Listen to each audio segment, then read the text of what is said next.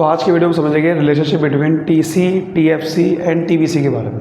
बड़ा important relation है। चलिए स्टार्ट करते हैं। सबसे पहले ना समझने की कोशिश करते हैं कि तीनों का मीनिंग क्या है। पहले तो टीसी, टीएफसी एंड टीवीसी क्या है, तीनों को पहले मीनिंग, पहले उसको समझने की कोशिश करते हैं बड़ा ही सिंपल लैंग्वेज में।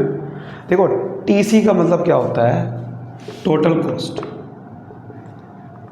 ठीक है, मतलब कि जितने भी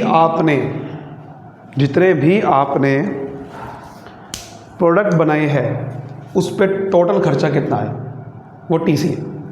ठीक है, और टीएफसी क्या है, टोटल फिक्स्ड कॉस्ट। मतलब कि देखिए, जो टीसी होता है ना, आप ये कह सकते हो टीसी दो तरीके का होता है, खर्चे दो तरीके के होते हैं। एक होता है फिक्स्ड कॉस्ट, एक होता है वेरिएबल कॉस्ट। फिक्स कॉस्ट यानी कि जो आपको देना ही देना है खर्चा, जैसे कि सैलरी, रेंट, कुछ ऐसे खर्चे जो फिक्स है, हर महीने देनी पड़ेगी आपको, चाहे आउटपुट बने या ना बने। तो ये टीएफसी होता है। और टीवीसी का मतलब होता है टोटल वेरिएबल कॉस्ट। ये आउटपुट के हिसाब से बदलता है। आउटपुट ज़्यादा बना होगा तो ज़्यादा खर्चा आता है, जैसे रॉ मटेरियल, लेबर, पैसा। अब अगर आपको ज़्यादा आउटपुट बनाना है तो आपको रॉ मटेरियल ज़्यादा चाहिए होगा, तो खर्चा ज़्यादा करना पड़ेगा रॉ मटेरियल पे, आपको पैसा ज़्यादा चाहिए होगा। तो वेरिएबल कॉस्ट आउटपुट के हिसाब से बदलती है। अगर आप बिल्कुल आउटपुट नहीं बना रहे तो इसका मतलब फिर आपको खर्चा भी नहीं करना पड़ेगा कोई भी वेरिएबल कॉस्ट। ठीक है, तो टीसी बेसिकली क्या होता है, जो टोटल फिक्स कॉस्ट है और प्लस टोटल वेरिएबल कॉस्ट है, उसको प्लस करके टीसी आता है। इन दोनों पे जो टोटल खर्चा हुआ वो प्लस करके आ जाएगा, उसको बोलते हैं TC. Total fix cost, total variable cost, इन दोनों को प्लस करके आता है, टीसी आता है। समझ आ गई बात? तो अब देखते हैं इसका शेड्यूल कैसे बनता है। एक बार इसका शेड्यूल समझने की कोशिश करते हैं। शेड्यूल कैसे बनता है,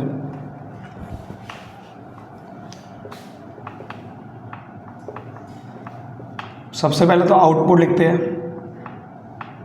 जो कि यूनिट्स में होता है, जैसे कि 0, 1, 2, 3, 4, 5, 6। ठीक है, फिर यहाँ लिखते हैं, सब यहाँ लिखते हैं टीएफसी, यहाँ लिखते हैं टीवीसी, और फिर टीसी लास्ट में लिखिए क्योंकि ये दोनों को प्लस करके आता है। ठीक है, अब आप टीएफसी को कोई फिगर माननी पड़ेगी। ये सारे रुपीस में हैं, ये सारे खर्चे हैं। अब आपको कोई ना कोई फिगर माननी पड़ेगी, एज्यूम करनी पड़ेगी। आप अपने हिसाब से भी कर सकते हो, लेकिन जो बुक के हिसाब से है वही कर लोगे, ज़्यादा अच्छा रहेगा। जैसे कि 12 मान लेता है कि आपको 12 रुपये खर्चा होता है, तो जितना मर्जी प्रोडक्ट बने, चाहे 0 चाहे 6, खर्चा 12 ही रहेगा, क्योंकि ये फिक्स होता है हर महीने के हिसाब से। तो ये 12 ही खर्चा रहेगा, चाहे आउटपुट 0 बने या 6 बने, से कोई फ़र्क नहीं पड़ता। लेकिन जो टीवीसी होता है वो खर्चा देखो कैसे होता है। अगर आउटपुट 0 है तो ये खर्चा भी 0 होता है स्टार्टिंग में, क्योंकि आउटपुट ही नहीं बना तो खर्चा भी नहीं हो सकता। लेकिन जैसे ही आउटपुट बनेगा, शुरुआत में खर्चा होता है। जैसे कि मान लेते हैं कि 6 रुपये का खर्चा है। ठीक है, 6 रुपये खर्चा है स्टार्टिंग में। उसके बाद जैसे जैसे स्टार्टिंग में आउटपुट बढ़ता है, स्टार्टिंग में खर्चा कम होता है। क्यों? Due to law of variable proportion. अब आप कहोगे ये कहाँ से आ गया बीच में, ये तो पिछले चैप्टर की कहानी थी। आपने लॉ ऑफ वेरिएबल प्रोपोर्शन को पिछले चैप्टर में पढ़ा होगा। उसमें क्या था कि वेरिएबल फैक्टर को जब हम स्टार्टिंग बढ़ाते हैं तो प्रोडक्शन बहुत तेज़ी से बढ़ती है, फिर कम रेट से, फिर डिक्रीजिंग रेट से। तो उसी को समझो ना। देखो, लो वेरिएबल प्रोपोर्शन क्या था कि स्टार्टिंग में टीपी बहुत तेज़ी से बढ़ता है, फिर कम रेट से, फिर गिर जाता है। यही था ना लो वेरिएबल प्रोपोर्शन? हाँ या ना? हाँ या ना?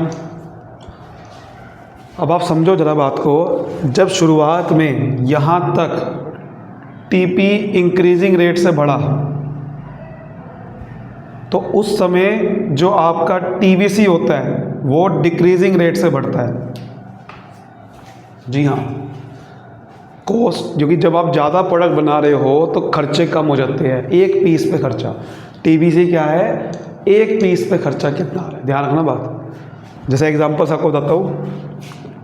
मान लेते हैं कि पहले आपके सिर्फ 100 प्रोडक्ट बने थे, 100 प्रोडक्ट बने थे और 100 प्रोडक्ट पे आपका खर्चा हुआ 1 लाख का, मैं मान लेता हूँ, एग्जांपल दे रहा हूँ। चलो 100 पीस बने थे तो आपको एक पीस पे खर्चा कितना आ रहा था सर? 1000 रुपये आ रहा था सर, 10,000 रुपये आ रहा था एक पीस पे खर्चा।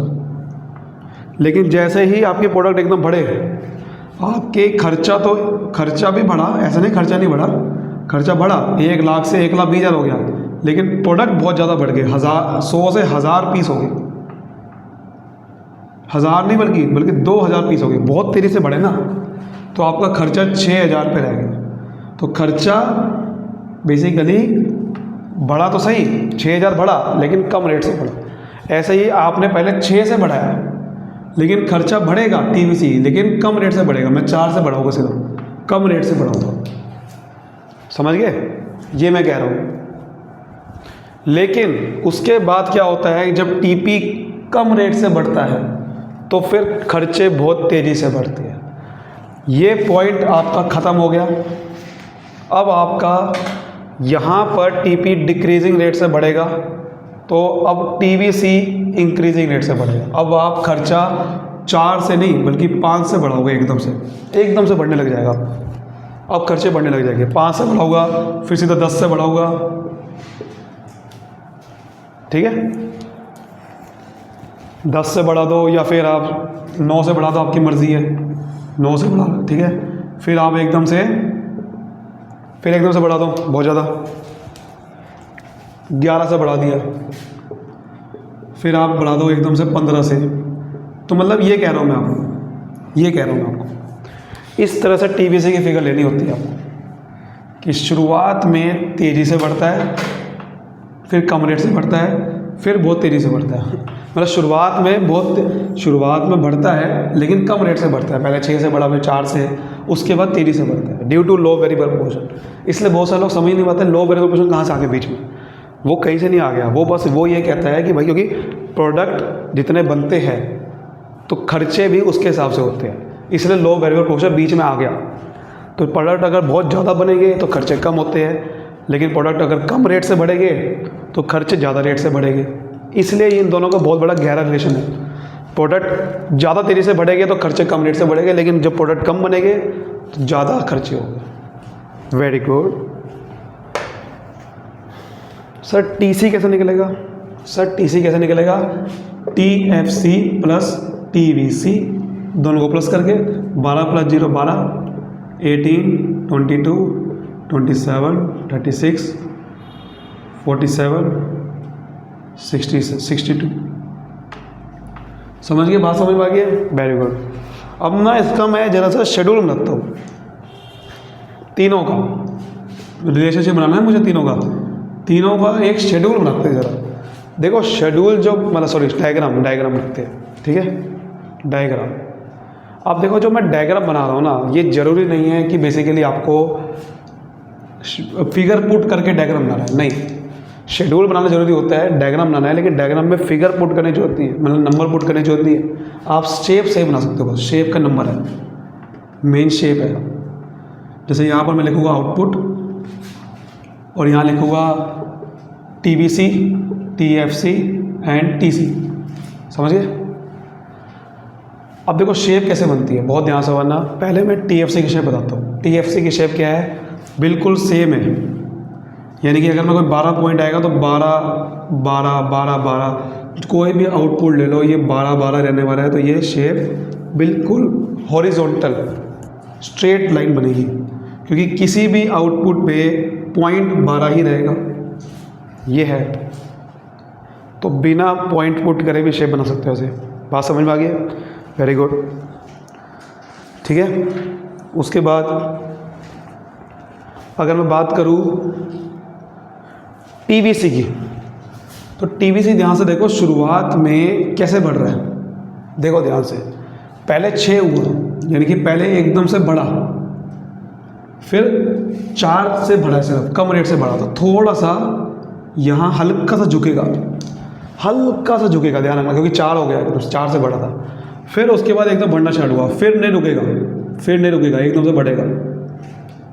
इसे कहते हैं, इसे शेप बनाते हैं। ऐसे शेप बनानी है आपने TVC की, ध्यान से देख लो।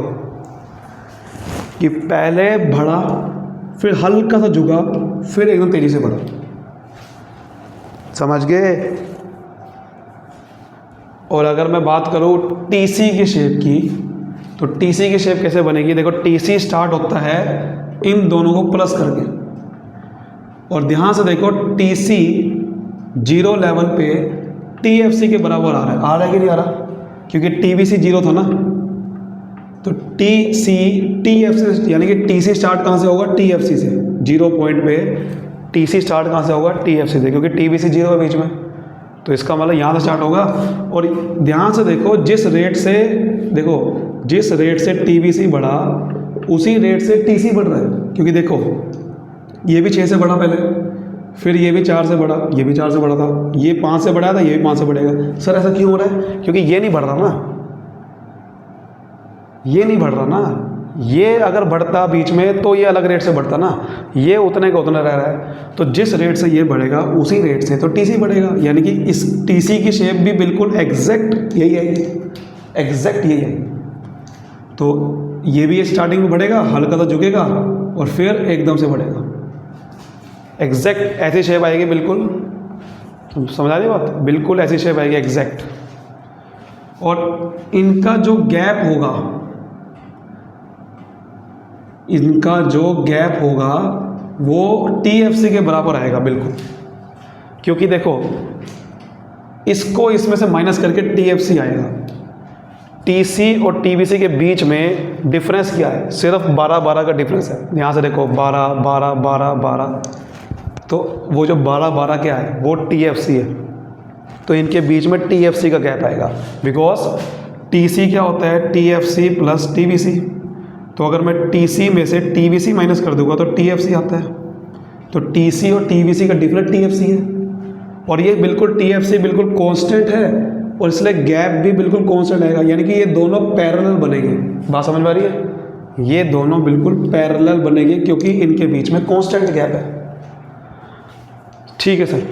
तो अगर मैं इनके पॉइंट लिखूं रिलेशनशिप के, तो आप सारे पॉइंट अब समझ चुके हो। अगर मैं इनके बीच में अब पॉइंट लिखूं, ये ग्राफ को एक्सप्लेन करूं, तो आप सारे पॉइंट अब समझ चुके हो। आप मुझे खुद बताओगे। देखो, सबसे पहले क्या लिखना है? सबसे पहले लिखना है शेप के बारे में, कि भाई टीएफसी हॉरिजॉन्टल शेप होती है इसकी, horizontal parallel to X axis. TFC की शेप क्या है? Horizontal parallel to X axis. पहला पॉइंट। दूसरा पॉइंट, आप ध्यान से देखो, ये दोनों शेप बिल्कुल एक जैसी है। इस शेप का नाम क्या होता है? टीसी एंड टीबीसी आर, इस शेप का नाम होता है इनवर्सली एस शेप। एस ऐसे बनता है ना, ये इनवर्स है, इनवर्स यानी कि ऐसे बन रहा है, एस ऐसे बन रहा है इसमें। ये कुछ इस तरह से शेप आ रही है। हालांकि एग्जैक्ट इनवर्स ऐसे नहीं है, बट इसका नाम पड़ गया क्योंकि एस लगभग ऐसे बनता है, तो इसको मैंने इस तरीके से बनाया है, तो इसलिए इसको क्या बोलूँगा? Inversely S shape. तो इनकी शेप होती है इनवर्सली एस शेप। समझ गए? अगर आपसे कोई रीज़न पूछे क्यों, आपको एक ही रीज़न देना है, due to law of variable proportion. Due to law, मैंने को बताया लॉ ऑफ वेरिएबल प्रोपोर्शन कैसे? क्योंकि स्टार्टिंग में ये डिक्रीजिंग रेट से बढ़ता है, उसके बाद इंक्रीजिंग रेट से बढ़ता है। स्टार्टिंग में देखो, पहले 6 से बढ़ा, फिर 4 से बढ़ा, डिक्रीजिंग रेट से बढ़ रहा है, ठीक है ना। उसके बाद इंक्रीजिंग रेट से बढ़ता है। ये है इसका रीज़न। या फिर आप ये कह सकते हो, पहले डिक्रीजिंग रेट से बढ़ता है, फिर कांस्टेंट रेट से बढ़ता है। कांस्टेंट रेट से बढ़ सकता है, आप कह सकते हो जैसे पहले मैंने 6 से बढ़ाया, फिर 4 से, फिर 5 से, लगभग ये कांस्टेंट था।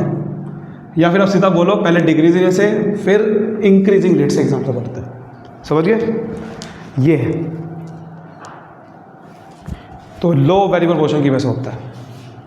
तीसरा पॉइंट, थर्ड पॉइंट, इसमें क्या लिखेंगे? जैसे कि मैं आपको बता रहा था, सारे पॉइंट वहीं से निकल रहे सारे पॉइंट। देखो, थर्ड पॉइंट क्या लिखेंगे? कि 0 लेवल ऑफ आउटपुट पे टीसी टीएफसी के बराबर होता है। ये मैंने आपको अभी बताया था। तो at 0 level of output TC is equal to TFC because TVC is 0, क्योंकि TVC 0 है जिस वजह से दोनों बराबर आ गए। फोर्थ पॉइंट समझ रहे, सारे पॉइंट ऐसे निकलेंगे। सारे पॉइंट कैसे बना रहा हूँ मैं इस ग्राफ को देखते हुए। एक और पॉइंट देखो यहाँ से निकल रहा है कि इन दोनों का जो गैप है TC and TVC are parallel to each other, दोनों आपस में पैरेलल है बिकॉज जो गैप है, because gap between them is TFC, क्योंकि इनके बीच में जो गैप है वो किस चीज़ का है, वो TFC का गैप है और वो कांस्टेंट है TFC विच इज़ कांस्टेंट, जो कि TFC कांस्टेंट है। उस वजह से इनके बीच में गैप भी कांस्टेंट आ गया। ठीक है, ये हो रहा है। उसके बाद इन दोनों के बीच में रिलेशन बता रहा है। एक और पॉइंट बन रहा है इनका कि TFC और TC के बीच में क्या प्रॉब्लम हो रही है, ध्यान से देखो। ठीक है, TFC और TC के बीच में देखो, जो TC और TFC है ना, इसके बीच में एक रिलेशन बन रहा है। मतलब खाली इसको देखो मेरे ध्यान से, TC और TFC, TVC नहीं, इनके बीच में देखो गैप बढ़ता जा रहा है। पहले बहुत कम था, फिर बढ़ता जा रहा है। तो यानी कि vertical distance between TC and TFC, वो क्या है, TC और TFC के बीच में डिस्टेंस है, वो हमेशा किसके इक्वल आएगा, TVC के। क्यों, TC is equal to TFC plus TVC। अगर मैं TC और TFC का डिफरेंस निकालूंगा, TC में से TFC माइनस करूँगा तो क्या आता है सर, TVC आता है, सिंपल। जैसे कि मैंने इन दोनों के बीच में डिफरेंस निकाला था, ऐसे ही TC और TFC के बीच डिफरेंस निकालूंगा तो TVC के बराबर आएगा। और इसलिए आप देखोगे गैप एकदम बढ़ता जा रहा है, क्योंकि TVC बढ़ता जा रहा है।